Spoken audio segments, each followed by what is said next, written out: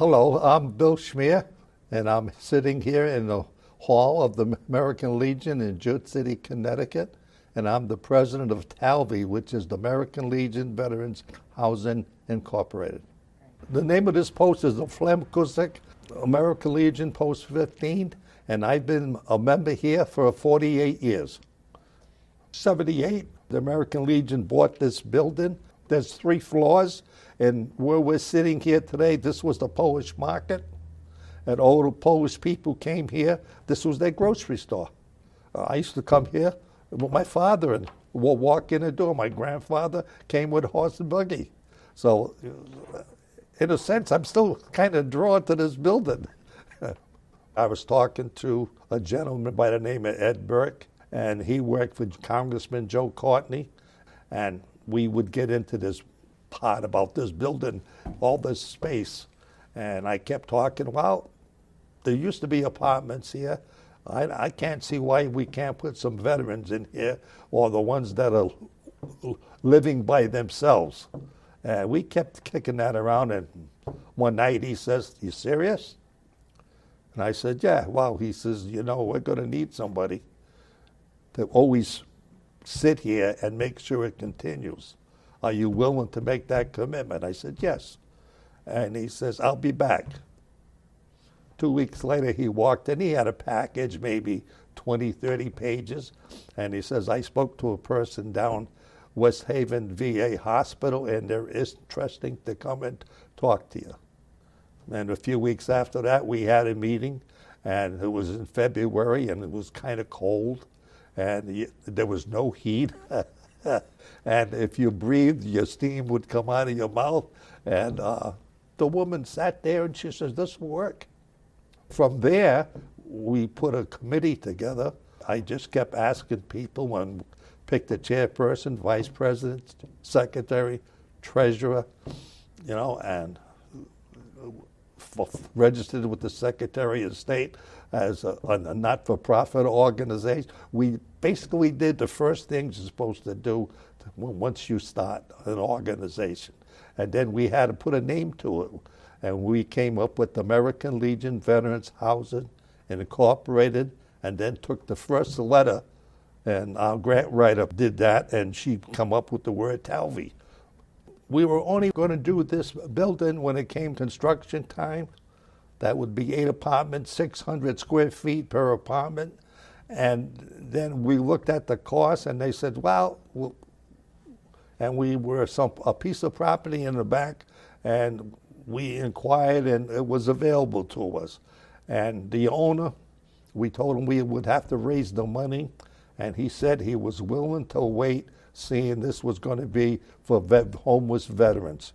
So he waited 2 years before he even signed a piece of paper. And we put a addition onto the main building, and there's 10 apartments in the addition. We opened up about 2012, because we started in 2010. It took almost 2 full years. I didn't know how long it was going to take, but I knew once it started moving, there were more people starting to help, and donation money was coming in. There was a couple bike runs. Joe Courtney got us $200,000. Governor Rouse, I'm a Democrat, she's a Republican. I never met the woman, never spoke to her. And I got a letter in the mail one day, and it was her address. I said, what does she want? I opened it, and I looked at it, and I just sat there looking at it, and it said, "Mr. Czmyr, I am interested in your project, and I have reserved $3.8 million for the American Legion Veterans Housing Project."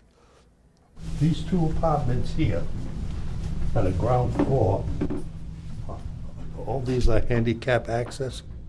These 2 here with wheelchairs. The cabinets are built that way in the kitchen. The bathrooms are set so they can go right in with a wheelchair. 15 apartments come from the VA, and they got to be in the VA system to get here. And the VA says they were ready to come out on their own. And some have gone up to the town hall and became voters. Right now, some have gone to school, full-time, part-time. There's a few of them that are over Walmart's working. There's one gentleman who found his father, and they started visiting each other, and they went out and got an apartment together, and he moved out. And basically, that's what it's about, because there's a lot of these people haven't seen their family since they walked away from the house. So permanent housing is much better for them, because they're here. They call this their home.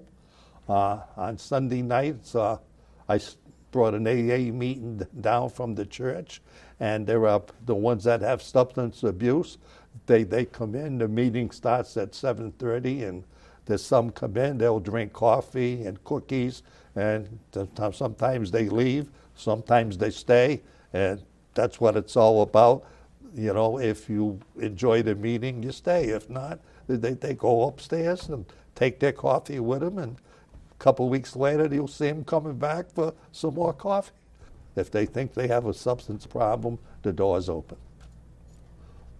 I have people ask me to go on to another project because they want to know how I did this. So I sit with them for about an hour and tell them step by step, and some of the places where we got funding and some of the titles of what other towns have and where to look.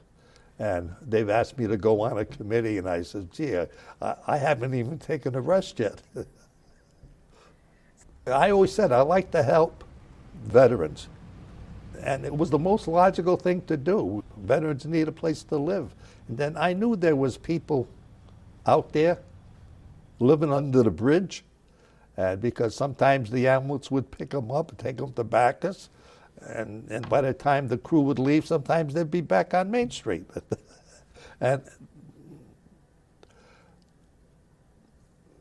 I grew up in a farmhouse, and there was no stove upstairs, no heat. And I used to wake up in the winter, and it was cold.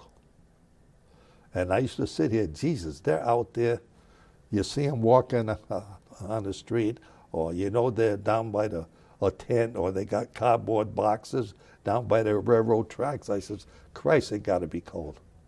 And that's what started me, because I knew there were people out there, and they were cold.